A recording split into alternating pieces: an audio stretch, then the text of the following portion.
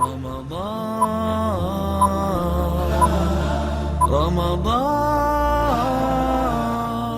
welcome holy month Ramadan. શહરુલ્લાહ એટલે અલ્લાહના મહિનામાં દાખલ થવા માટે ફક્ત હવે 5 જ દિવસ બાકી છે, જેનો આપણે ઇંતજાર કરી રહ્યા હતા, તે માહ મુબારક રમઝાનનો.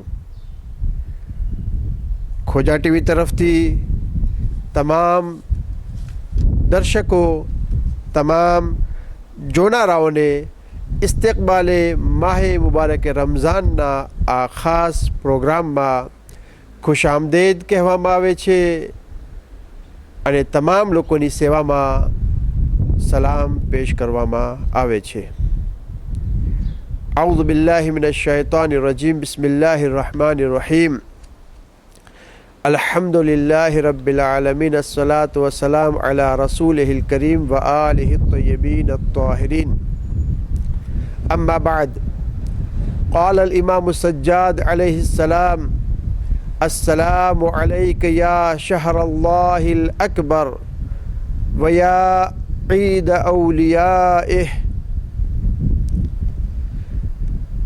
માહ મુબારક રમઝાનના ખુસૂસી પ્રોગ્રામમાં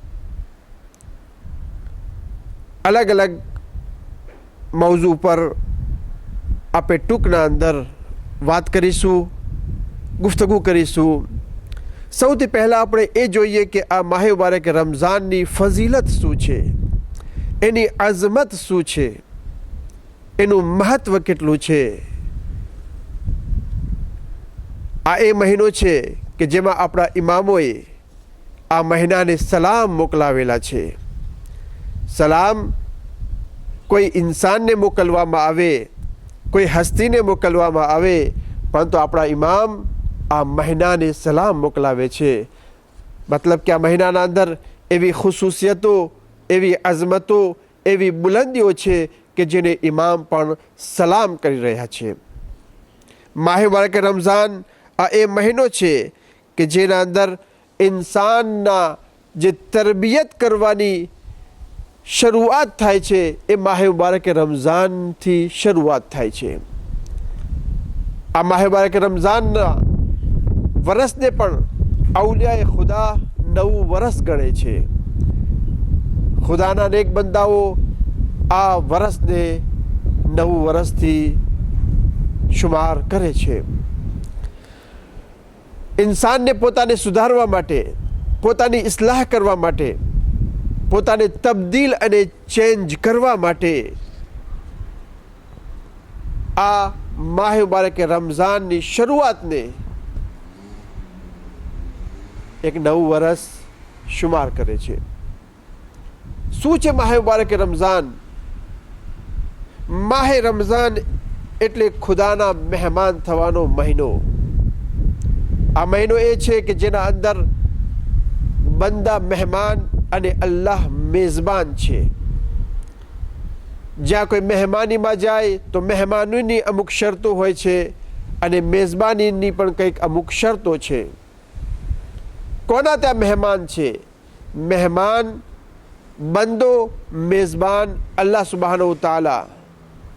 મેઝબાન એ છે કે જે તમામ મખલુકાત નો પેદા કરવાવાળો છે, તમામથી વધારે તાકાતવાળો છે, તમામથી વધારે નિયામતો આપવાવાળો છે. એના મહેમાન આપણે થવાના છીએ. એ છે માહ મુબારક રમઝાન. મેઝબાન અને મહેમાન. ઇન્સાન જ્યારે કોઈ મેઝબાનના ત્યાં જાય, કોઈના ઘરે જાય, કોઈના ત્યાં દાવતમાં જાય, તો કઈ રીતે જાય છે? કોઈ પણ દુનિયાના અંદર કોઈ પણ છેડા પર હોય, ગરીબ હોય, અમીર હોય, શહેરમાં રહેતો હોય, ગામમાં રહેતો હોય, કોઈ પણ જગ્યા પર હોય, એક વસ્તુ કોમન છે બધાયમાં.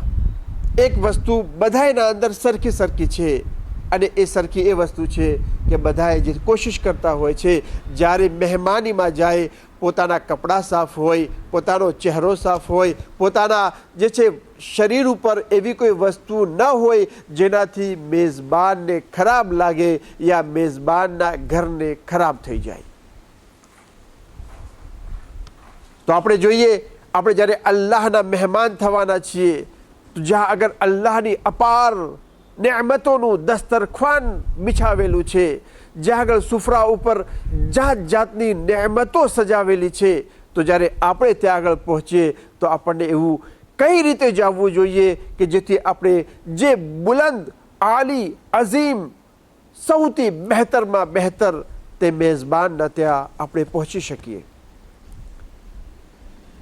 એના માટે આપણને શું કરવાનું છે? અગર જો આપણે નજર કરીએ કે આ માહ મુબારક રમઝાનની અઝમત તરફ, તો અલ્લાહની અઝમત બેશુમાર છે અને બંદાની હેસિયત એના સામે કાંઈ નથી. નબી ફરમાવી રહ્યા છે, ઇન્ના લિલ્લાહિ માઇદતુન, અલ્લાહના તરફથી સુફરો બિછાવવામાં આવેલો છે, અલૈહા માલા ઐનુન રઅત, એના ઉપર એવી નેમતો છે કે જેને કોઈ આંખ જોઈ નથી. ઇન્સાન દુનિયામાં જાત જાતની વસ્તુઓ જોઈ, પરંતુ એ વસ્તુ જેવી નેમતો જે અલ્લાહના સુફરામાં છે કોઈ દિવસ જોઈ નથી. વલા ઉઝુનુન સમિઅત, એવી નેમતો છે કે કોઈ સાંભળવા વાળો કોઈ દિવસ સાંભળ્યું પણ નથી.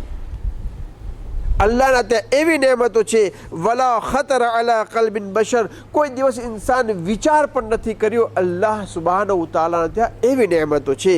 કોના માટે છે બધી નેમતો? લા યકઉદુ અલૈહા ઇલ્લા સાઇમૂન, આ નેમતો જે છે એ જે રોઝેદાર છે એના માટે અલ્લાહ સુબહાનહુ તઆલા રાખેલી છે.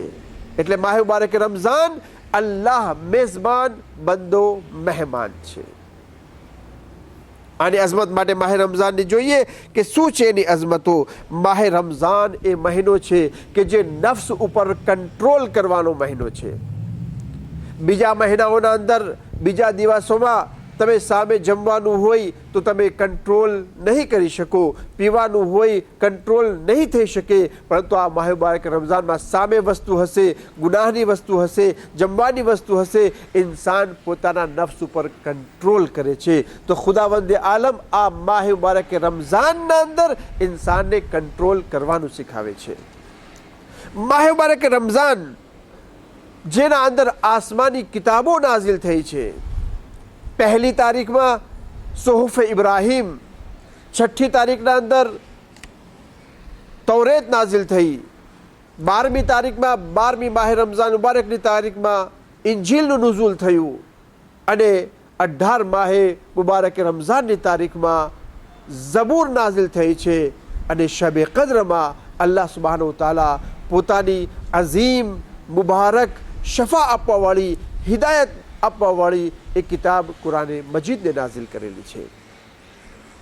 આપણે જોઈએ આગળ માહ મુબારક રમઝાન આ એ મહિનો છે કે જેમાં અલ્લાહ સુબહાનહુ તઆલા પોતાના બંદાઓ માટે જન્નતના દરવાજાઓને ખુલ્લા મૂકી દે છે અને જહન્નમના જે દરવાજાઓ છે એને બંધ કરી નાખે છે. માહ મુબારક રમઝાન એટલે શૈતાનને કેદ કરવાનો મહિનો, શૈતાનને જકડીને રાખવાનો મહિનો. માહ મુબારક રમઝાન એટલે જેમાં ખુદા તરફથી બરકતો, રહેમતો, મગફિરત નાઝિલ થાય છે.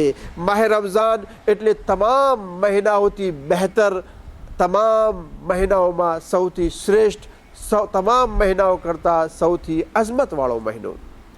માહ મુબારક રમઝાન એનો મતલબ એમ કહીએ આપણે કે માહ રમઝાન ગુનાહગારો માટે એક ખુશખબરી આપનાર મહિનો, ગુનેહગારો માટે અલ્લાહની બારગાહમાં માફી ચાહવાનો મહિનો, અવલિયાએ ખુદા માટે ઈદનો મહિનો, તમામ લોકો માટે ખુદાથી વધારેમાં વધારે નજીક થવાનો મહિનો.